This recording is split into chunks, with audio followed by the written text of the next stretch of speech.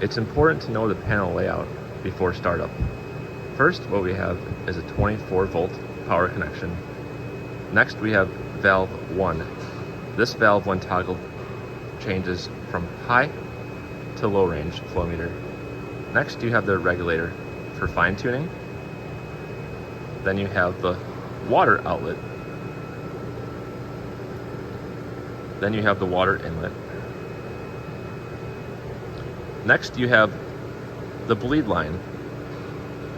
The bleed line is used for removing extra air volume in the line when you're encountering very low flow applications.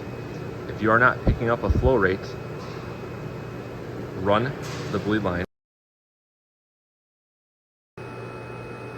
Prior to startup, the first thing you're going to want to do is make sure V2 and V1 valves are closed. They are currently in the closed position. Next, you want to plug in your 24-volt power supply.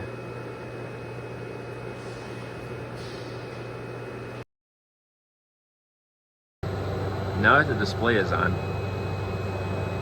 you are going to want to toggle valve 1 in the open position to high. Next, you want to open valve 2. Next, install bleed line.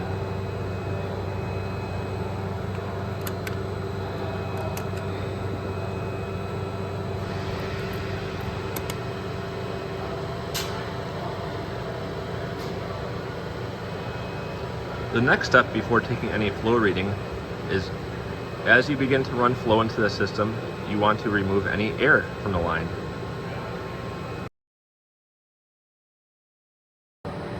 We are now beginning to introduce live flow into the system.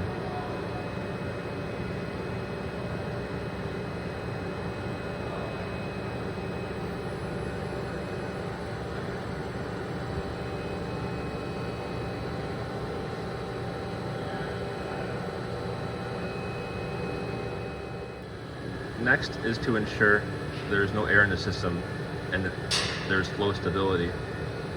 The first step is opening the bleed line by toggling the valve.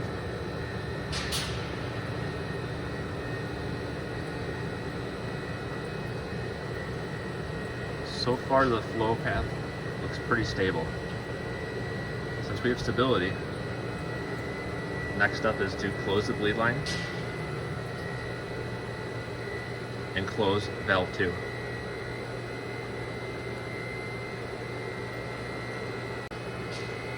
In some situations, depending on plant setup, there may be a gate valve externally.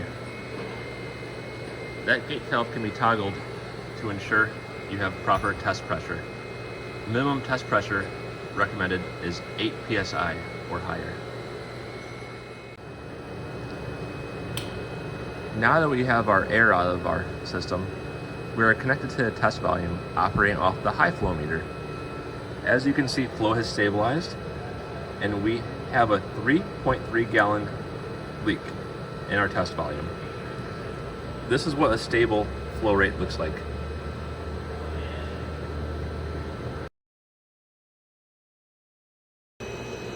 Now we would like to test a smaller volume.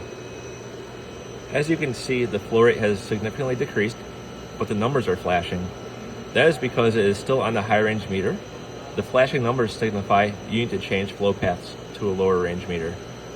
The first step is toggle on the screen to low range. Next step is to open V2. Next step is angle V1 up towards the flow path of the low flow meter.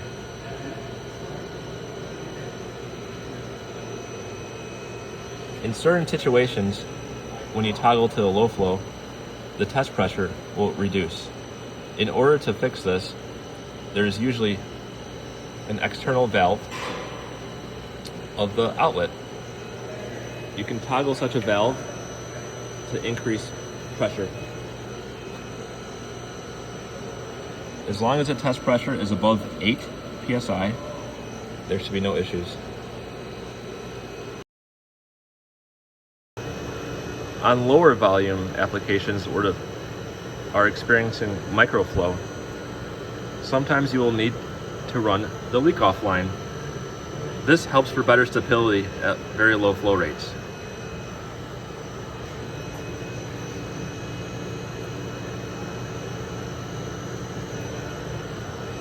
This leak-off line, when utilized during low flow applications, can aid in the stability and more accurate readings.